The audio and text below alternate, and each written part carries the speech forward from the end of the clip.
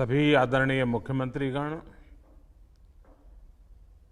केंद्र में मंत्रिपरिषद के मेरे साथी, गवर्नर्स, लेफ्टिनेंट गवर्नर्स, आप सबको नमस्कार। अनलॉक 1 को 2 सप्ताह हो रहे हैं। इस दौरान जो अनुभव आए हैं, उसकी समीक्षा, उन पर चर्चा हमें आगे के लिए बहुत उपयोगी हो सकती है। आज की इस चर्चा में मुझे भी आपसे काफी कुछ जानने का अवसर मिलेगा। ग्राउंड रियलिटी क्या है उसको समझने का अवसर मिलेगा। आज की चर्चा के निकले पॉइंट्स, आपके सुझाव देश को आगे की रणनीति बनाने में अवश्य मदद करेंगे। साथियों, किसी भी संकट से निपटने के लिए टाइमिंग का बहुत महत्व होता है। सही समय पर लिए गए फैसलों ने देश में कोरोना संक्रमण को नियंत्रित करने में बहुत मदद की है। भविष्य में जब कभी भारत की कोरोना के खिलाफ लड़ाई का अध्ययन होगा, तो ये दौर इसलिए भी याद किया जाएगा कि कैसे इस दौरान हमने साथ मिलकर के काम किया।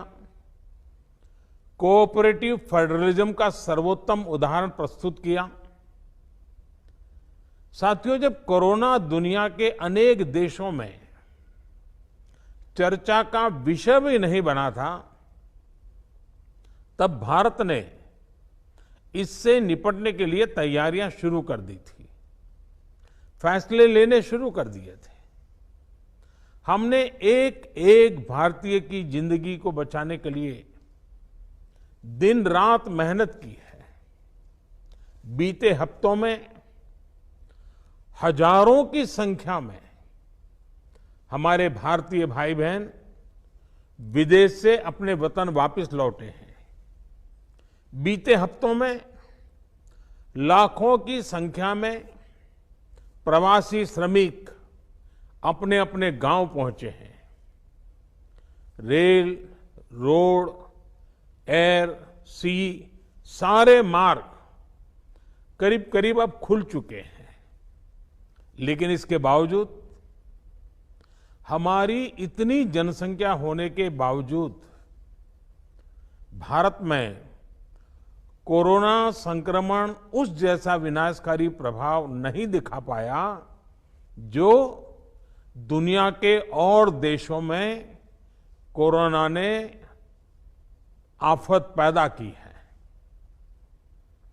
दुनिया के बड़े बड़े एक्सपर्ट्स, हेल्थ के जानकार, लॉकडाउन और भारत के लोगों द्वारा दिखाए गए अनुशासन की आज भारी चर्चा हो रही है।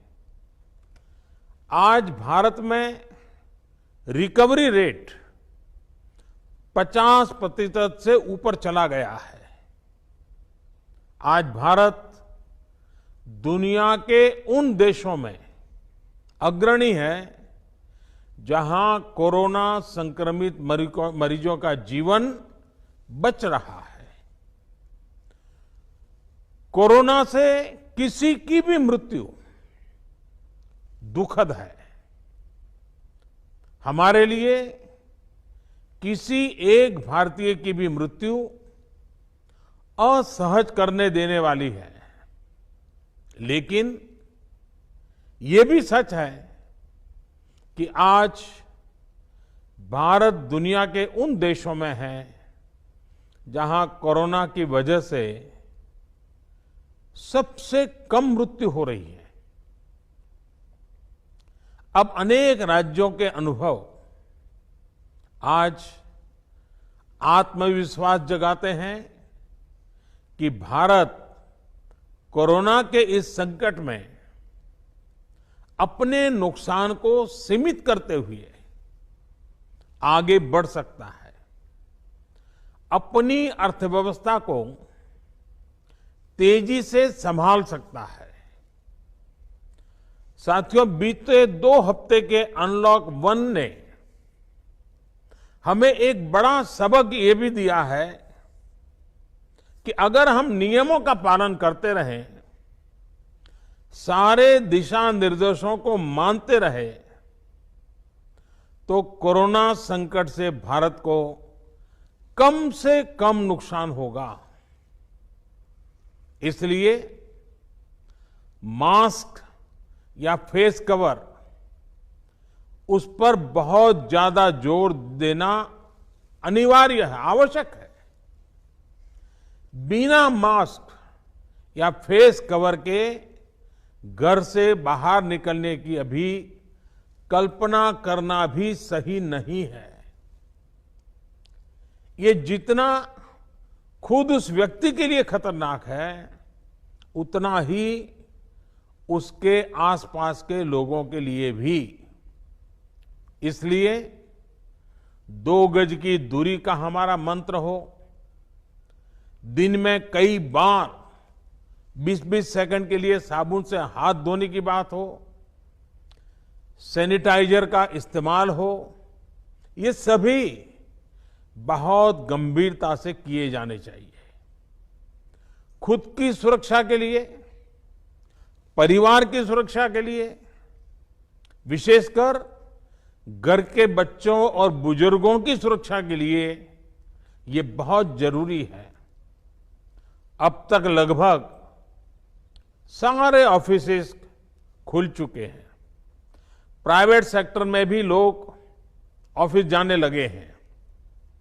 बाजारों में, सड़कों पर भीड़ बढ़ने लगी है। तो ये सारे उपाय ही कोरोना को तेजी से फैलने से रोकने में मददगार होंगे। थोड़ी सी भी लापरवाही, थोड़ी सी भी ढिलाई, अनुशासन में कमी कोरोना के खिलाफ हम सभी की लड़ाई को कमजोर करेगा। और इतने दिनों की जो तपस्या है, उस पर पानी फिर जाएगा। हमें इस बात का हमेशा ध्यान रखना है कि हम कोरोना को जितना रोक पाएंगे, उसका बढ़ना जितना रोक पाएंगे, उतना ही हमारी अर्थव्यवस्था खुलेगी, हमारे दफ्तर खुलेंगे, मार्केट खुलेंगे, ट्रांसपोर्ट के साधन खुलेंगे और उतने ही रोजगार के नए अवसर भी बनेंगे। साथियों, आने वाले दिनों में अलग अलग राज्यों में इकोनॉमिक एक्टिविटी का जिस तरह विस्तार होगा, उससे मिले अनुभव दूसरे राज्यों को भी बहुत लाभ पहुंचाएंगे। बीते कुछ हफ्तों के प्रयासों से हमारी अर्थव्यवस्था में ग्रीन शूट्स दिखने लगे हैं।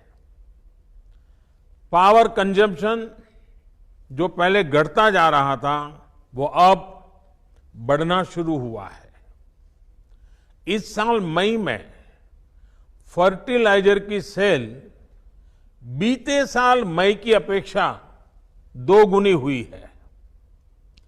इस बार खरीफ की बुआई बीते साल की अपेक्षा करीब 12-13% ज्यादा हुई है।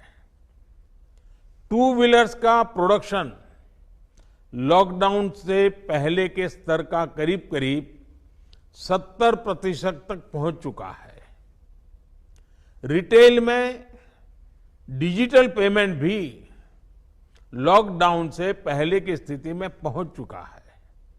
इतना ही नहीं, मई में टोल कलेक्शन में बढ़ोतरी होना इकोनॉमिक एक्टिविटी में वृद्धि को दिखाता है। लगातार 3 महीने तक एक्सपोर्ट में कमी के बाद जून में एक्सपोर्ट फिर से बाउंस बैक करके पिछले साल के प्री कोविड पीरियड में पहुंच गया है। ये तमाम संकेत है जो हमें प्रोत्साहित कर रहे हैं, आगे बढ़ने के लिए प्रेरित कर रहे हैं। साथियों, आप में से अधिकतर राज्यों में एग्रीकल्चर, हॉर्टिकल्चर, फिशरीज और एमएसएमईज का हिस्सा बहुत बड़ा है।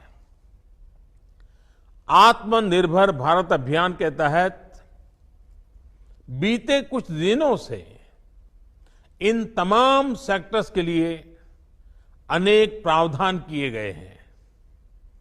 एमएसएमईज को सपोर्ट करने के लिए अनेक फैसले हाल में लिए गए हैं।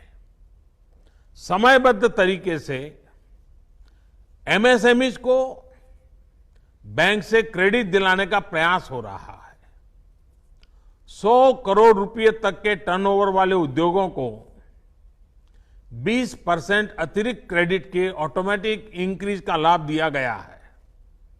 अगर हम बैंकर्स कमिटीज के माध्यम से ये सुनिश्चित करेंगे कि उद्योगों को तेजी से क्रेडिट मिले, तो वो जल्द से जल्द काम शुरू कर पाएंगे, लोगों को रोजगार दे पाएंगे। साथियों, हमारे यहां जो स्मॉलर फैक्ट्रीज हैं, उन्हें गाइडेंस की, हैंड होल्डिंग की बड़ी जरूरत है। मुझे पता है आपके नेतृत्व में इस दिशा में काफी काम हो रहा है। ट्रेड और इंडस्ट्री अपनी पुरानी रफ्तार पकड़ सकें, इसके लिए वैल्यू चेंज पर भी हमें मिलकर काम करना होगा। राज्यों में जहां कहीं भी स्पेसिफिक इकोनॉमिक एक्टिविटी पॉइंट्स हैं, वहां 24 घंटे काम हो, सामानों की लोडिंग अनलोडिंग तेजी से हो, एक शहर से दूसरे शहर तक सामान जाने में स्थानीय स्तर पर किसी तरह की दिक्कत ना हो, तो इकोनॉमिक एक्टिविटी और तेजी से बढ़ेगी। साथियों, किसान के उत्पाद की मार्केटिंग के क्षेत्र में हाल में जो रिफॉर्म्स किए गए हैं, उससे भी किसानों को बहुत लाभ होगा। इससे किसानों को अपनी उपज बेचने के लिए नए विकल्प उपलब्ध होंगे, उनकी आय बढ़ेगी और खराब मौसम के कारण, स्टोरेज के अभाव के कारण उनको जो नुकसान होता था, उसे भी हम कम कर पाएंगे। जब किसान की आय बढ़ेगी तो निश्चित रूप से डिमांड भी बढ़ेगी और राज्य की अर्थव्यवस्था की गति भी बढ़ेगी। विशेष तौर पर नॉर्थ ईस्ट और हमारे आदिवासी इलाकों में फार्मिंग और हॉर्टिकल्चर, इसके लिए अनेक अवसर बनने वाले हैं। ऑर्गेनिक प्रोडक्ट्स हो, बाम्बू प्रोडक्ट्स हो, दूसरे ट्राइबल प्रोडक्ट्स हो, उनके लिए नए मार्केट का द्वार खुलने वाला है। लोकल प्रोडक्ट के लिए जिस क्लस्टर बेस्ड रणनीति की घोषणा की गई है, उसका भी लाभ हर राज्य को होगा। इसके लिए जरूरी है कि हम हर ब्लॉक, हर जिले में ऐसे प्रोडक्ट्स की पहचान करें जिनकी प्रोसेसिंग या मार्केटिंग करके एक बेहतर प्रोडक्ट हम देश और दुनिया के बाजार में उतार सकते हैं।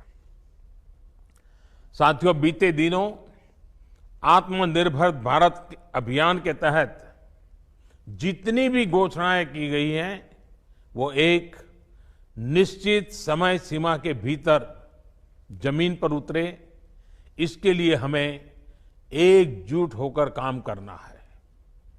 इस पृष्ठभूमि में कोरोना से लड़ाई और इकोनॉमिक एक्टिविटी से जुड़े आपके जो सुझाव हैं, जो तैयारियां हैं, वो जानने के लिए मैं बहुत उत्सुक हूं और मुझे पक्का विश्वास है कि अनुभव के आधार पर आपकी जो बातें आएगी, वो आने वाले रणनीति बनाने में बहुत काम आएगी।